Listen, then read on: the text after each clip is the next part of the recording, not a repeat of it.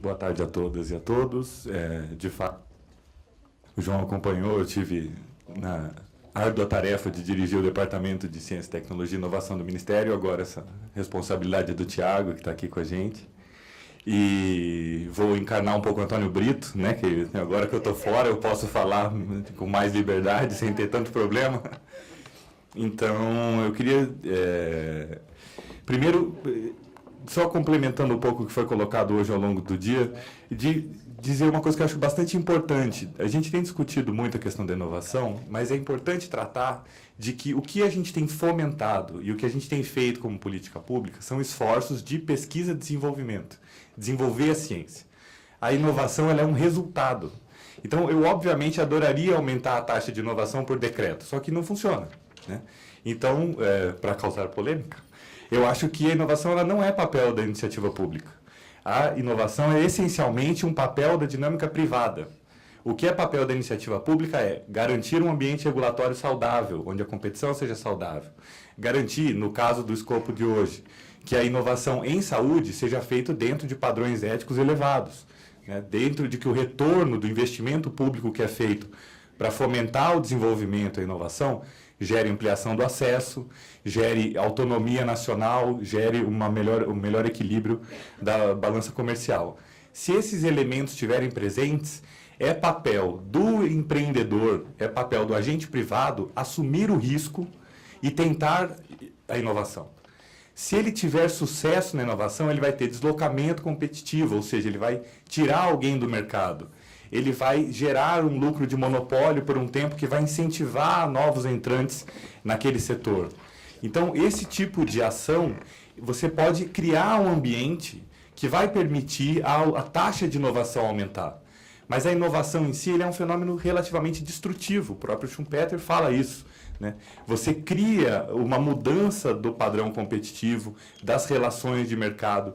E isso, o nosso modelo, pelo menos o nosso modelo de governo, modelo econômico, ele não permite que a gente faça uma intervenção.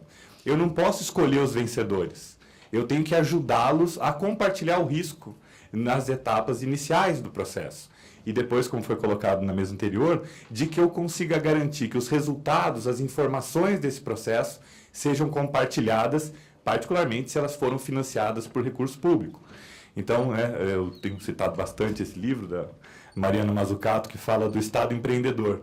Você tem que ter um Steve Jobs que assume o risco privado para inovar, mas você tem que ter tido antes um desenvolvimento da internet que foi feita pelo Departamento de Defesa americano.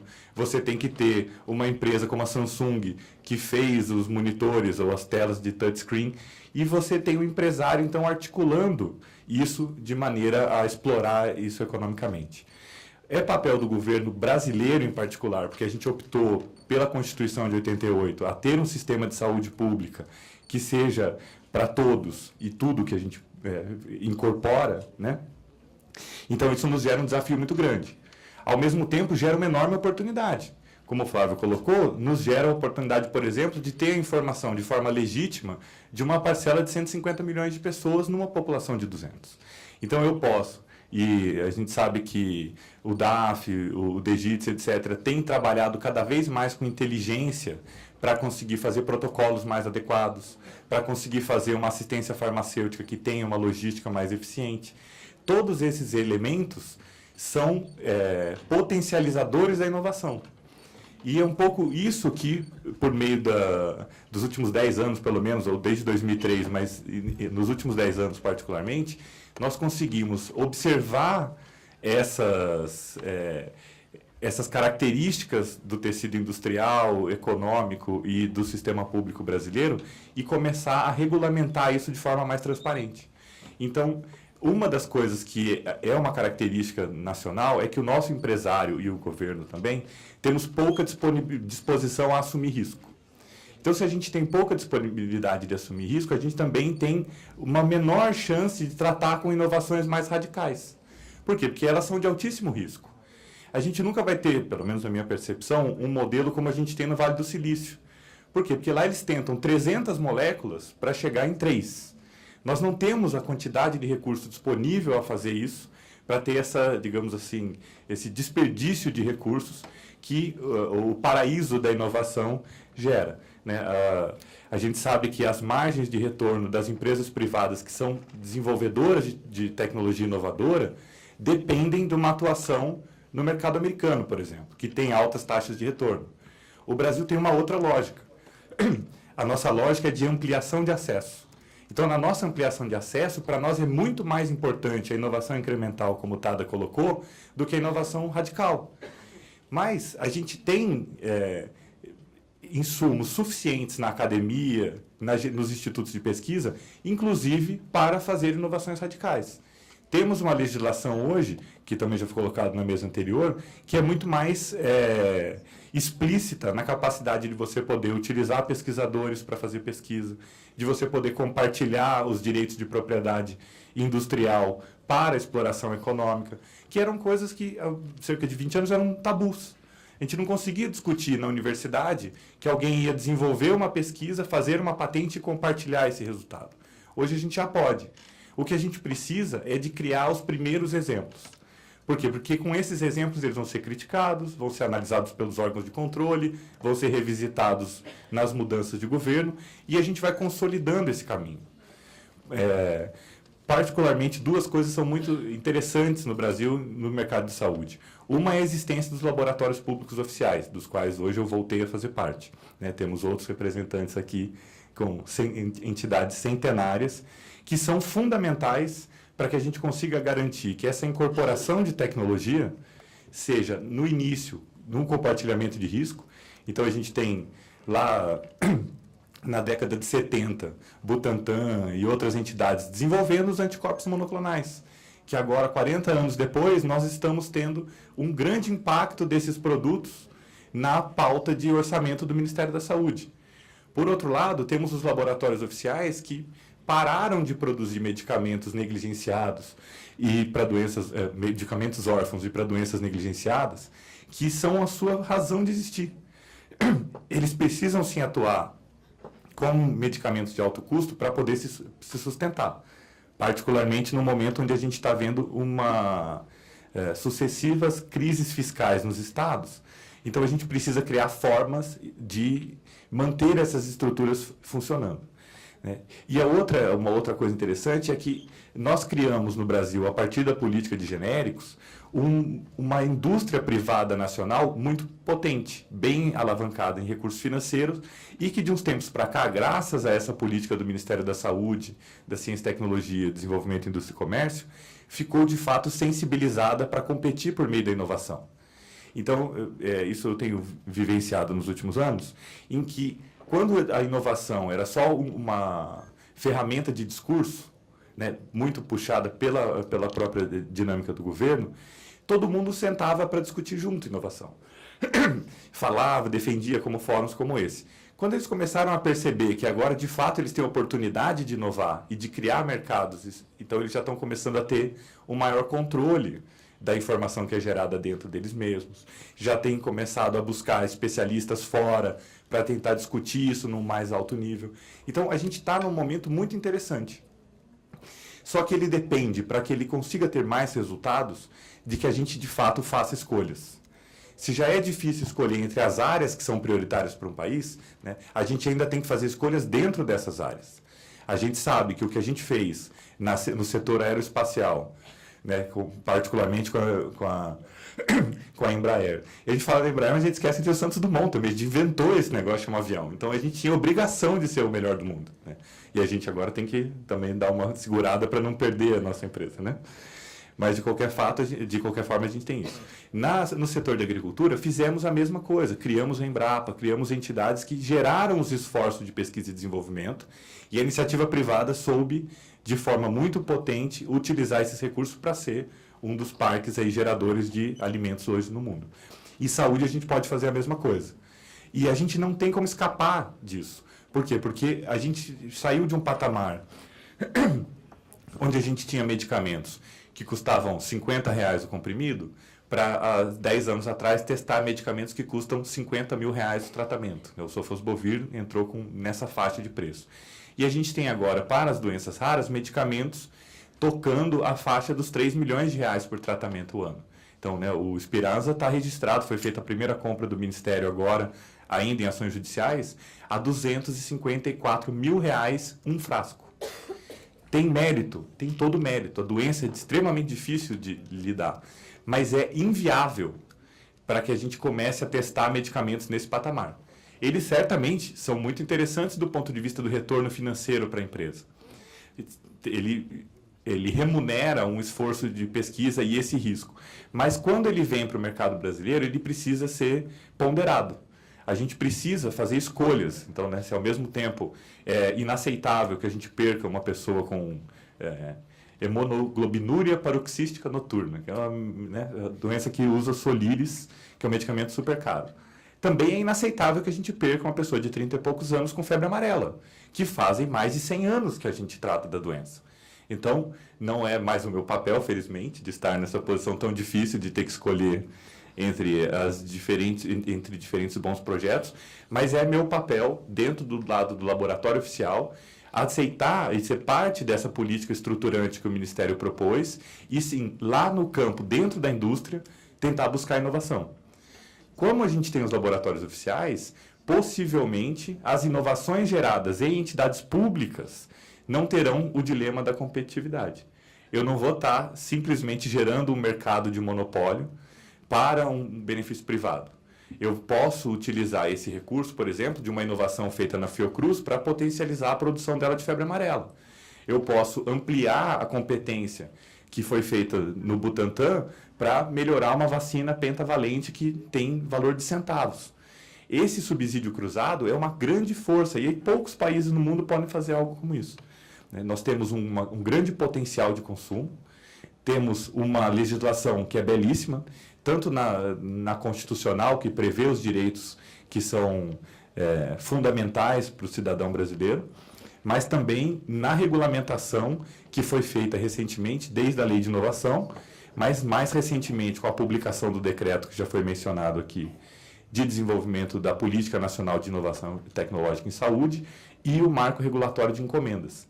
Então, se a gente tem essas ferramentas, a gente precisa motivar, e aí sim é papel do poder público, de que a gente tenha previsibilidade. Então, essa política tem sobrevivido a alternâncias de governo, independente do campo ideológico, ela tem sobrevivido pelo menos desde 2003 e mais forte desde 2008, como uma conquista que foi desenvolvida em território nacional e tem sido preservada. E a percepção que a gente tem dos atuais gestores do Ministério da Saúde é de que ela continuará sendo aperfeiçoada e preservada. Falta ainda a gente melhorar um pouco as questões de resultado. Eu acho que a gente tem,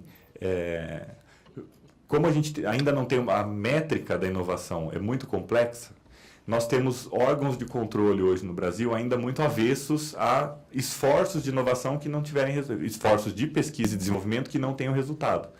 A gente precisa, e nesse momento o Ministério da Saúde vai viver isso, nós estamos concluindo os primeiros projetos. Então, né, já chegamos a ter 147 parcerias de desenvolvimento produtivo, temos uma medida de compensação tecnológica e sempre fizemos encomenda. Só que com nomes, digamos assim, variáveis, né? A FINEP financiava, o CNPq.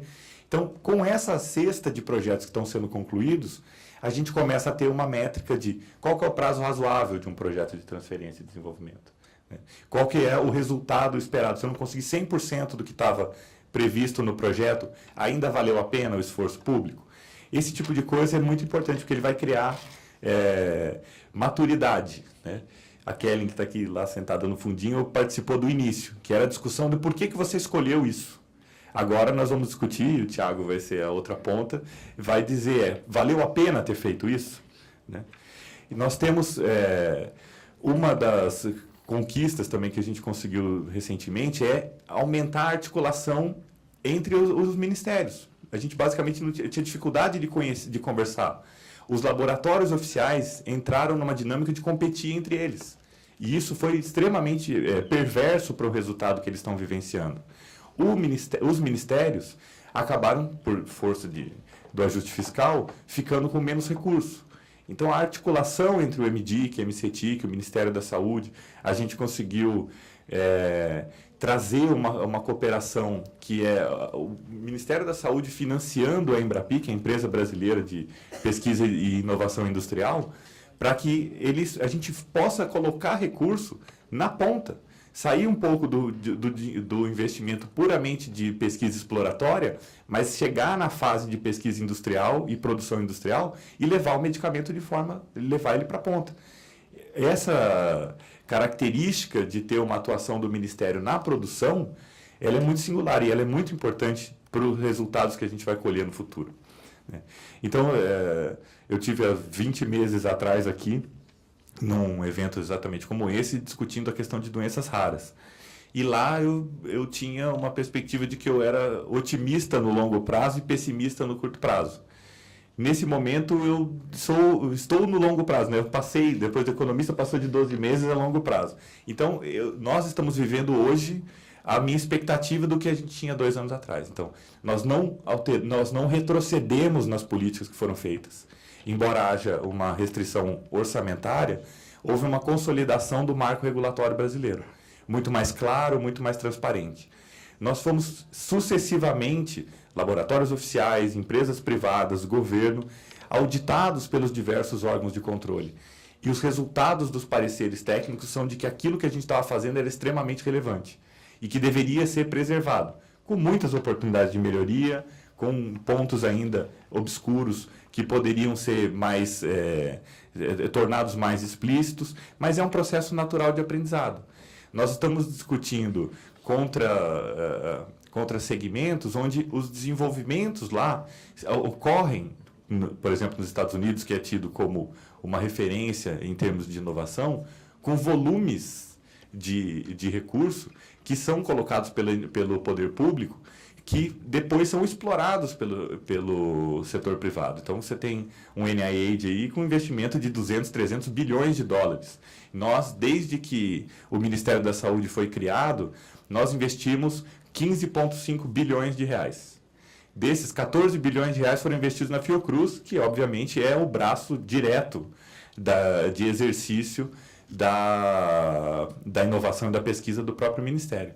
Então, colocando 1,4 bilhões de reais, mais ou menos, em todos os laboratórios, em todos os projetos de pesquisa, é muito pouco dinheiro. A gente tem conseguido um resultado até surpreendente. Com certeza, a Novartis, comparar com uma empresa do porte da Novartis, etc., para ela ter a posição que ela tem hoje de destaque, é porque o esforço de investimento deles é de níveis muito maiores, né? Eles já estão dispostos a assumir esse risco. E eu acho que, então, de certa forma, o que a gente precisa no curto prazo é trabalhar melhor na regulamentação do marco infralegal. Então, a gente conseguiu criar uma lei de inovação, criamos políticas por decreto, falta dizer agora a prescrição. Como que eu pego aquilo que está no decreto e como coloco ele na prática. Uma outra coisa é muito complicado querer resolver o problema tributário brasileiro, mas é fundamental que a gente consiga trabalhar pelo menos uma coisa que é surreal, que é, eu não posso financiar de um lado e retirar do ponto de vista tributário do outro. Então, o Ministério da Saúde hoje, se eu pegar um produto totalmente inovador, eu não tenho enquadramento nos programas de isenção tributária ainda, eu preciso solicitar. Então, eu pago mais caro no orçamento do Ministério da Saúde e vai para a Fazenda, é o mesmo orçamento. E isso tem um impacto muito grande em medicamentos inovadores. Outra coisa que o Henrique colocou é o seguinte, já conversamos na época com a CEMED, etc., nós temos que tratar, o próximo passo da nossa linha de aprendizado está na inovação incremental. Por quê? Porque eu posso pegar, por exemplo, um medicamento que é para tuberculose e o principal problema é conseguir convencer o paciente a tomar o medicamento todos os dias durante 6 meses. Então, se eu conseguir, através de uma invenção, uma modificação, um PET, uma dispersão prolongada, o uso de nanotecnologia, etc., o retorno disso para a saúde pública é enorme, mesmo que ele não vá ter, num primeiro momento, um retorno financeiro tão grande. Então, é preciso também dosar no que a gente está fazendo como política pública, que a nossa inovação brasileira radical, ela não necessariamente é aquela que vai gerar uma receita extraordinária. Ela vai ter que gerar pelo menos uma receita que justifique os investimentos, mas ela possivelmente vai ter um retorno social muito grande. E é o que vai justificar a manutenção de política pública sendo feita sobre isso, né? A gente teve com as arboviroses, a gente está com a doença que nossa, estamos aqui lidando com ela o tempo todo. A inovação de eu poder evitar que uma criança tenha um problema de microcefalia e tenha que ser sustentada pela família e pelo Estado durante toda a sua vida, não tem preço, né? Tem custo de desenvolvimento, mas ela não tem preço. Esse tipo de retorno social é mais difícil ainda de ser mensurado. Isso a gente também tem que trabalhar na regulação para proteger os gestores, que vão lá assumir o risco, em última análise, de colocar dinheiro público, para proteger a empresa privada, que vai tentar assumir o risco de ir à falência e tentar uma inovação, e também proteger os pacientes e aqueles que são os destinatários finais dessa invenção, né? Obrigado.